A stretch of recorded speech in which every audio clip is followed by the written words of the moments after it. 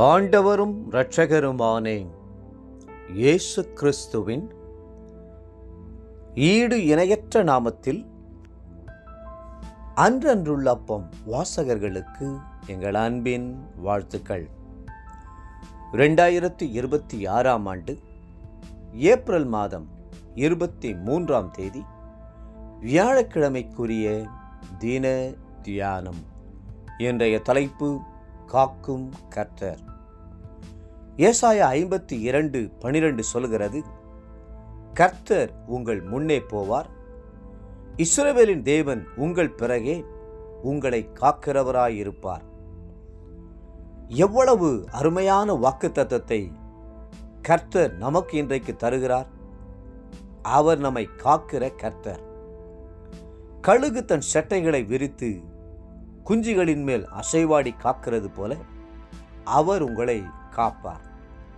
கோழி தன் குஞ்சுகளை செட்டைகளுக்குள் மூடி சிறகுகளால் காப்பது போல அவர் உங்களை காப்பார்.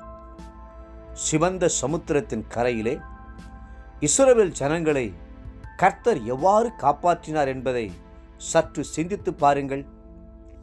முன்னால் சீறி வரும் அலைகள் உள்ள பெரிய சிவந்த சமுத்திரம், பின்னால் கொடூரமாய் வேட்டை நாய்களைப் போல எகிப்தியரின் சேனைகள், தப்பிக்க வழியேதும் இல்லாமல் எல்லா பக்கமும் இக்கட்டு நிறைந்த ஒரு சூழ்நிலை.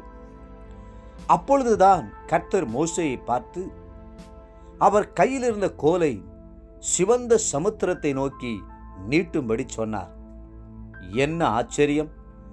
அந்த சமுத்திரம் இரண்டாய் பிளந்து வழிவிட்டது. இஸ்ரவேல் ஜனங்கள் வெட்டாந்தரையிலே நடப்பது போல சந்தோஷமாக நடந்து செல்ல ஆரம்பித்தார்கள். ஆனால் பின்னால் பார்த்தபோதோ எகிப்தியரின் ரதங்கள், குதிரைகள், சேனைகள் தங்களை துரத்தி கொண்டு வருவதை கண்டார்கள். இப்பொழுது என்ன செய்வது? இருபுறமும் சமுத்திரம், தப்பியோட இடமில்லை. ஆனால் அந்த சூழ்நிலையிலும் கர்த்தர் அவர்களை காக்க வல்லவராயிருந்தார். இதுவரை இஸ்ரவேலருக்கு முன்பாக சென்ற தேவதூதன் இப்பொழுது அவர்களுக்கு பின்னாக நடந்தான்.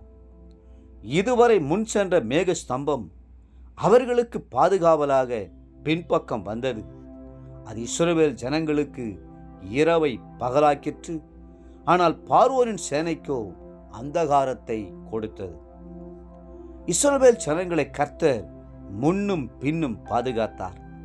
தேவ தூதனும் மேக ஸ்தம்பங்களும் பாதுகாப்பாக வந்தனர். அந்த அருமை ஆண்டவர் இன்றைக்கும் மாறவில்லை. அவர் உங்கள் தகப்பன் அல்லவா? நீங்கள் அவருடைய பிள்ளை அல்லவா? உங்களையும் அவனமாக காப்பார். எத்தனை தீய மனிதர்கள் உங்களுக்கு விரோதமாய் எழும்பினாலும் கலங்காதேயுங்கள். எவ்வளவு பேர் உங்களுடைய குடும்பத்தை அழிக்க வேண்டுமென்று சதி செய்தாலும் சோர்ந்து போகாதேயுங்கள். தகப்பன் தன் பிள்ளைகளை காப்பது போல் கர்த்தர் உங்களை காப்பார். தாய் தேற்றுவது போல் அவர் உங்களை தேற்றுவார். பிரச்சனைகளும் போராட்டங்களும் வரும்போதெல்லாம் 121 சங்கீதத்தை எடுத்து ஜெபத்தோடு வாசியுங்கள். அங்கே எத்தனை அருமையான வாக்குத்தத்தங்களை கர்த்தர் நமக்கு கொடுத்திருக்கிறார். சங்கீதக்காரர் சொல்லுகிறார், கர்த்தர் உன்னை காக்கிறவர், கர்த்தர் உன் வலது பக்கத்திலே உனக்கு நிழலாயிருக்கிறார். பகலிலே வெயிலாகிலும் இரவிலே நிலவாகிலும் உன்னை சேதப்படுத்துவதில்லை. கர்த்தர் உன்னை எல்லா தீங்குக்கும் விலக்கி காப்பார். அவர் உன் ஆத்துமாவை காப்பார். 121 சங்கீதம் 5, 6, 7 வசனங்கள். தேவப்பிள்ளைகளே, இவ்வாக்குத்தத்தங்களை விசுவாசத்தோடு சுதந்தரித்துக் கொள்ளுங்கள்.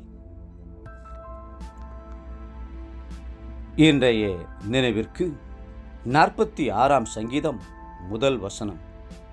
தேவன் நமக்கு அடைக்கலமும் பெலனும் ஆபத்து காலத்தில் அனுகூலமான துணையுமானவர். இன்றைய வேத வாசிப்பு காலை 2 சாமுவேல் 16, 17 மற்றும் 18 அதிகாரங்கள்.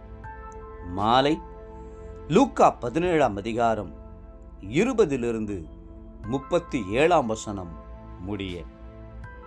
அன்புக்குரிய அன்றன்றுள்ளப்பம் வாசகர்களே, மீண்டும் உங்களை வாழ்த்துகிறோம்.